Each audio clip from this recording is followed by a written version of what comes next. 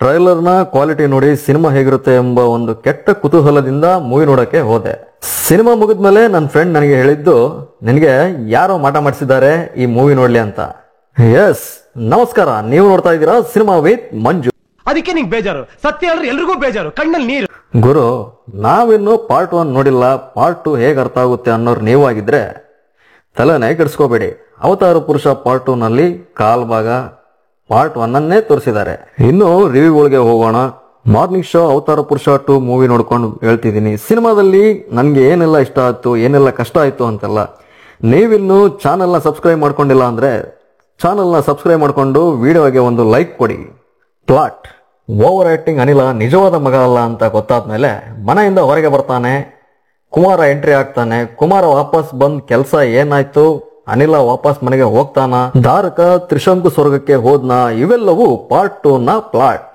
Positives: Sharan ಅವರ ಹೊಸ ಅವತಾರ ಚೆನ್ನಾಗಿದೆ. ಶರಣ್ ಅವರು ತಮ್ಮ ವಿಶಿಷ್ಟ ಅಭಿನಯದ ಮೂಲಕ ಸಿನಿಮಾ ನೋಡೋ ಹಾಗೆ ಮಾಡ್ತಾರೆ. ಮಿಕ್ಕ ಎಲ್ಲ ಪಾತ್ರಗಳು ಅವರವರಿಗೆ ಕೊಟ್ಟ ಪಾತ್ರವನ್ನು ಚೆನ್ನಾಗಿ ನಿಭಾಯಿಸಿದ್ದಾರೆ. ಸಿನಿಮಾ ಕ್ವಾಲಿಟಿ ವಿಚಾರದಲ್ಲಿ ಪುಷ್ಕರ್ ರವರು ಕಾಂಪ್ರಮೈಸ್ ಆಗೋದೆ. ಸಿನಿಮಾ ಏನೇನ್ ಕೇಳಿದೆಯೋ ಎಲ್ಲವನ್ನು ಕೊಟ್ಟಿದ್ದಾರೆ. ಸಿನಿಮಾದ ಕ್ಯಾಮರಾ ವರ್ಕ್ ಮಾತ್ರ ಸಖತ್ತಾಗಿನೇ ಮೂಡಿ ಬಂದಿದೆ. ಶ್ರೀನಗರ ಕಿಟ್ಟಿ ಅವರ ಅಪಿಯರೆನ್ಸ್ ಚೆನ್ನಾಗಿದೆ. ಸುಧಾರಾಣಿ ಹಾಗೂ ಭವ್ಯ ಅವರು ಕಡಿಮೆ ಸೀನ್ ನಲ್ಲಿ ಕಾಣಿಸಿಕೊಂಡ್ರು ಅವರಿಬ್ಬರ ಸ್ಕ್ರೀನ್ ಪ್ರೆಸೆನ್ಸ್ ಚೆನ್ನಾಗಿತ್ತು. ಇನ್ನು ವಾಮಾಚಾರಿಗಳ ಪಾತ್ರದಲ್ಲಿ ಕಾಣಿಸಿಕೊಂಡಿರೋ ಆಶುತೋಷ್ ರಾಣಾ ಹಾಗೂ ಬಾಲಾಜಿ ಮನೋಹರ್ ಮಿಂಚಿದ್ದಾರೆ. ನೆಗೆಟಿವ್ಸ್: ಸಿನಿಮಾದ ಬಿಗ್ಗೆಸ್ಟ್ ಡ್ರಾಬ್ಯಾಕ್ ಅಂದ್ರೆ ಅದು ಇದರ ಎಕ್ಸಿಕ್ಯೂಷನ್ ಅಂಡ್ ರೈಟಿಂಗ್. ಪಾರ್ಟ್ 1 ನಲ್ಲಿ ಸುನಿ ಅವರ ಕಮರ್ಷಿಯಲ್ ಎಲಿಮೆಂಟ್ಸ್ ನ ಜಾಸ್ತಿ ಇಟ್ಟು ಕಂಟೆಂಟ್ ನ ಕಡಿಮೆ ಮಾಡಿದ್ರು. ಆದ್ರೆ ಇಲ್ಲಿ ಕಂಟೆಂಟ್ ನ ಜಾಸ್ತಿ ತೋರ್ಸೋಕೆ ಹೋಗಿ ಅದು ಇದು ಅಂತೆಲ್ಲ ಆಡ್ ಮಾಡಿ ಕತೆಗೆ ಇರಬೇಕಾಗಿದ್ದ ಸ್ಕೋಪ್ ನ ಕಡಿಮೆ ಮಾಡಿದ್ದಾರೆ. ಇನ್ನು ಸ್ಕ್ರೀನ್ ಪ್ಲೇ ವಿಚಾರಕ್ಕೆ ಬಂದ್ರೆ ಓಕೆ ಅನ್ಬೋದು. ಕಥೆಯಲ್ಲಿ ಒಂದಿಷ್ಟು ಟ್ವಿಸ್ಟ್ ಬಂದ್ರೂ ಕೂಡ ಅವು ಯಾವ ಕತೆಗೆ ಅಷ್ಟೊಂದು ಬೂಸ್ಟ್ ನೀಡಲ್ಲ. ಆಶಿಕಾ ರಂಗನಾಥ್ ಅವರ ಪಾತ್ರಕ್ಕೆ ಸ್ಕೋಪೇ ಇಲ್ಲ. ಏನೋ ಪಾರ್ಟ್ 1 ನಲ್ಲಿ ಇದ್ದಾರೆ, ಇದರಲ್ಲೂ ಇರ್ಲಿ ಅನ್ನೋ ತರ ಇದೆ. ಸಿನಿಮಾ ನೋಡುವಾಗ ಕೆಲವೊಂದು ಸೀನ್ ನ ನೋಡಿ ಆ ಸಿನಿಮಾ ಇವಾಗ ಹೈಪ್ ತಗೊಳುತ್ತೆ ಅನ್ನುವಾಗ ಆ ಕಾಮಿಡಿನ ತಂದು ಮತ್ತೆ ಸಿನಿಮಾದ ಗ್ರಾಫ್ ನ ಕೆಳಗೆ ಹಾಕ್ತಾರೆ.